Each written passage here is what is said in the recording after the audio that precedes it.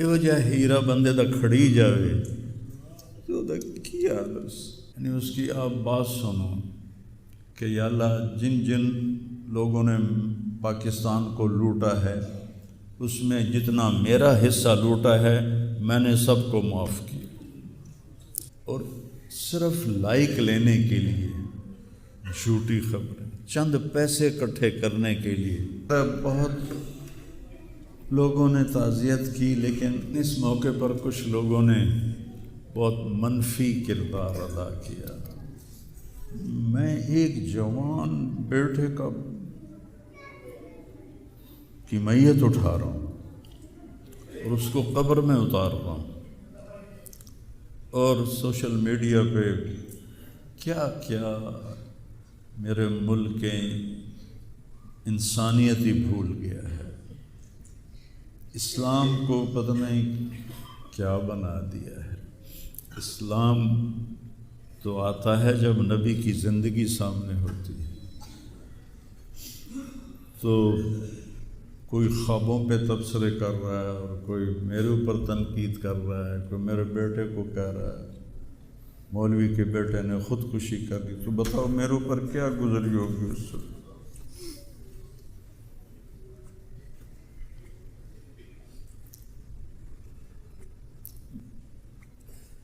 حضرت عمر ابن ابسہ سے پوچھا یا رسول اللہ سب سے اعلیٰ درجے کا اسلام کیا ہے؟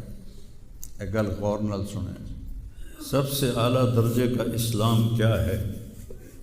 آپ نے فرمایا من سلم المسلمون من لسانہ و یدہ، جو کسی کو اپنی زبان اور ہاتھ سے تکلیف نہ پہنچائے وہ سب سے اعلیٰ درجے کا مسلمان۔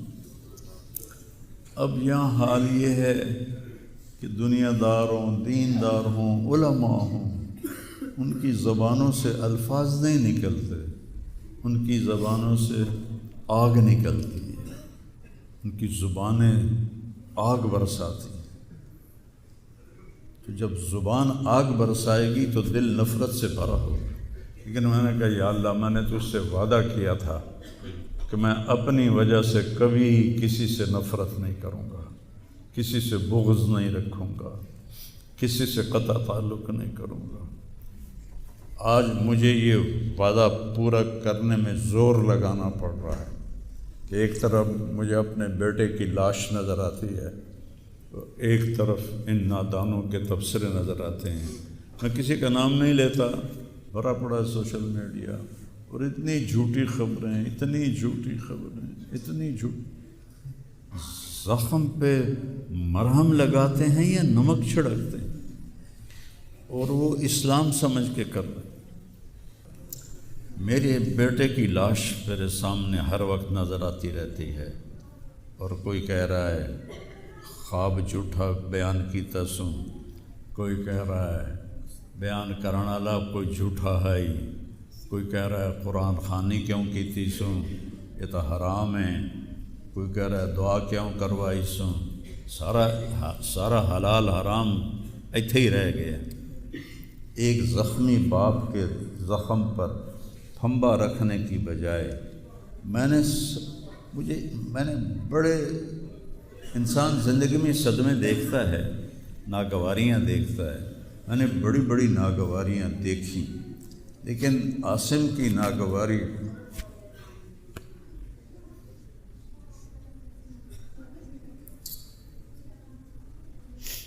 عاصم لا انساک ما ذر شارق وما ناہ عمر الحمام المطوقہ عاصم قلبی کل یوم ولیلۃ الیک بما تخفی النفوس معلقہ۔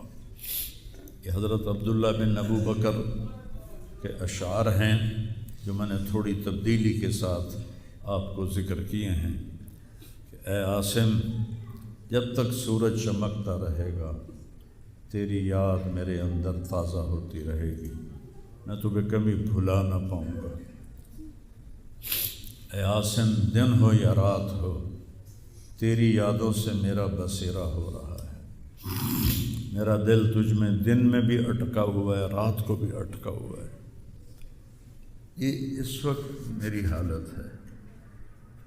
تو میں اس کانپتے ہاتھ کو دیکھتا ہوں، پھر یہ شعر پڑھتا ہوں، ترکت اباک مرعشۃ یدا، تو نے کس حال میں باپ کو چھوڑا کہ اس کے ہاتھ کانپ رہے ہیں، وَأُمُّكَ لَا تُسِيغُ لَهَا شَرَابًا، اور تیری ماں کا سینہ اتنا گھٹ گیا ہے کہ اس کے اندر پانی بھی نہیں جا رہا، جو سب سے آسانی سے چلا جاتا ہے۔ یہ کیفیت ہو ماں باپ کی، اور کوئی مولانا اٹھ کے تبصرے کر رہا ہو، کوئی مفکر اٹھ کے تبصرے کر رہا ہو، بتاؤ میرے پر کیا گزری ہو۔ اس لیے میرے نبی نے فرمایا کہ زبان کو روکنا ساری شریعت کا خلاصہ ہے۔ دین بیان کرتے ہوئے جن کی زبانیں زہر بن جائیں اور شعلے برسائیں، ان کو بھگتنا پڑے گا آخرت میں۔ میں نے اپنا حصہ معاف کر دیا، میں کہ یا اللہ میں نہیں چاہتا، میری توبہ کہ میری وجہ سے تیرے محبوب کے کسی امتی پر کوئی تکلیف آئے، میں نے سب معاف کر دیا۔ لیکن اللہ کا نظام تو چلتا ہے، اور صرف لائک لینے کے لیے جھوٹی خبریں، چند پیسے اکٹھے کرنے کے لیے، وہ یہ نہیں جانتے کہ ایک باپ کا زخمی جگر اور کتنے زخم گہرے ہو جائیں گے تمہارے چند پیسوں کے لالچ، اور کرنے کو کوئی باتیں ہیں نہیں۔ اور جو اس قسم کی واہیات بولتا ہے اس کو لوگ سنتے بہت، کوئی مثبت بات کرتا ہے تو اس کو سنتا کوئی نہیں۔ میں نے اپنا دکھ آپ کے ساتھ شیئر کیا ہے، اور آپ کو نصیحت کرتا ہوں اپنی زبان کی حفاظت کریں۔ میرے نبی نے کبھی ممبر پہ کھڑے ہو کر کسی کو برا بھلا نہیں کہا، عبداللہ بن ابی کو بھی برا بھلا نہیں کہا، مجلس میں بیٹھ کر کسی کو برا نہیں کہا، اور تو یہ کرتا ہے، مرتے دم تک آپ نے یہ کسی کو نہیں کہا۔ کسی کی کمی بھی دیکھی تو نظریں جھکا لی، اس کی کمی کو اچھالا نہیں۔ ہمارے ہاں، ہمارے خطیبوں کے ہاں یہ دین بن چکا ہے کہ ان کے سامنے میرے نبی کی سیرت نہیں ہے، تو میں آپ کے سامنے ہاتھ جوڑتا ہوں، ویسے بھی کسی کو اپنی زبان سے دکھ نہ دیا کرو۔ چہ جائے کہ ایک جوان بیٹے کی موت کا غم لیے ایک زندہ لاش پھر رہی ہو، اور اس کو پتھر مارے جائیں، اور اس پر اپنے غصے کو نکالا جائے، بڑے دکھ کی بات ہے بھائی، بڑے درد کی بات۔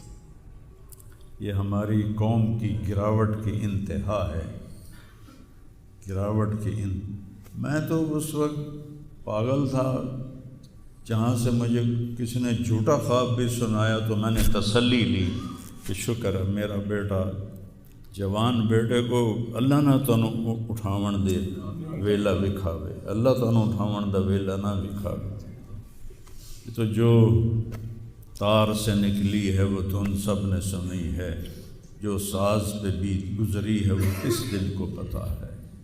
یہ تو وہی جانتا ہے جس پہ یہ صدمہ گزرتا ہے، وہی جانتا ہے جس کا جگر ٹوٹے ٹوٹے ہوتا ہے۔ اوروں کو کیا پتہ کہ اولاد، جوان اولاد کا، اور میرا بچہ یہ اتنا نیک تھا، کبھی غیبت نہیں کرتا، کبھی غیبت نہیں کرتا، کسی سے نفرت نہیں کرتا تھا، کسی کی غیبت کرنے نہیں دیتا تھا، کسی کی برائی کرنے نہیں دیتا تھا۔ یعنی اس کی آپ بات سنو کہ یا اللہ جن جن لوگوں نے پاکستان کو لوٹا ہے اس میں جتنا میرا حصہ لوٹا ہے میں نے سب کو معاف کیا۔ ایسے اخلاق والا بچہ میرا مر جائے اور مجھ پر تان و طنز ہو رہا ہو، قرآن خوانی کیوں کرائی، کوئی کفر کر دیتا ہے، اسلام ہی چوں نکل گیا۔ یہ دیوبندی بریلویوں نے آپس میں لڑ کے پوری امت کا بھولیا بگاڑ کے رکھ دیا۔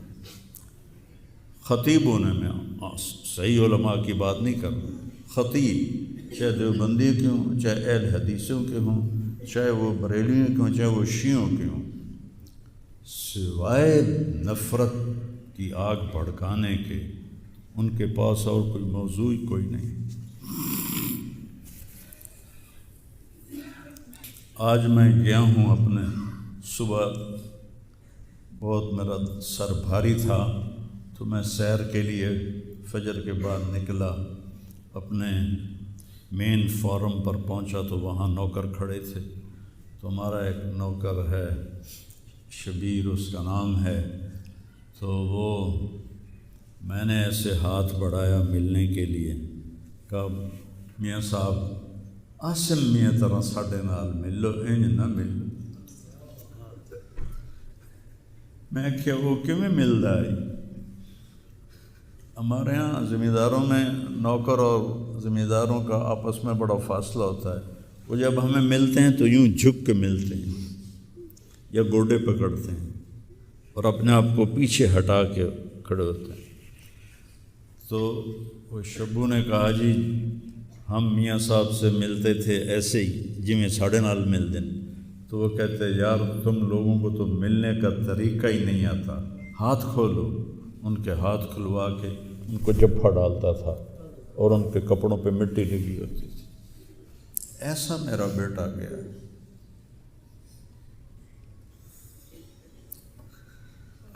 نوکر کے منہ سے نوالا نکال کے اپنے منہ میں ڈال کے کھا لیتا تھا۔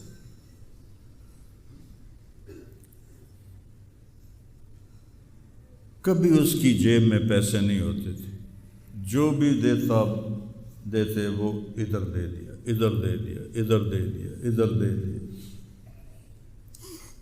نئی گاڑی میں کوئی غریب آدمی کو بٹھاتا نہیں ہے، وہ نئی فارچون میں وہ پاگل کو بٹھاتا تھا۔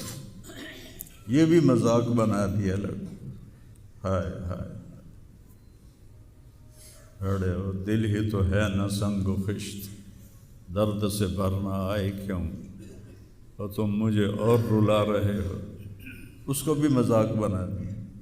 وہ ابھی بھی زندہ ہمارے گاؤں میں جائیں ویکھنے جا کے ویکھ لو۔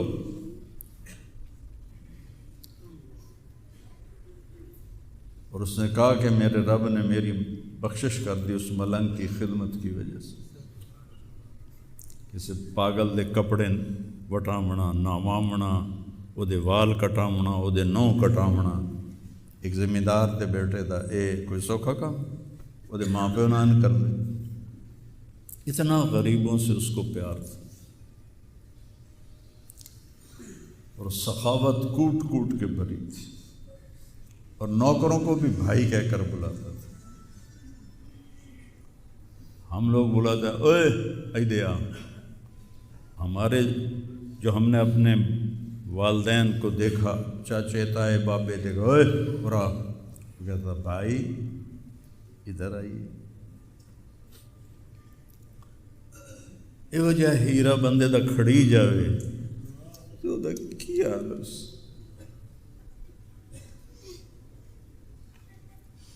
شرم ہی نہیں آتی لوگ کم بختاں نوں چار ٹکے یا سستی شہرت لین واسطے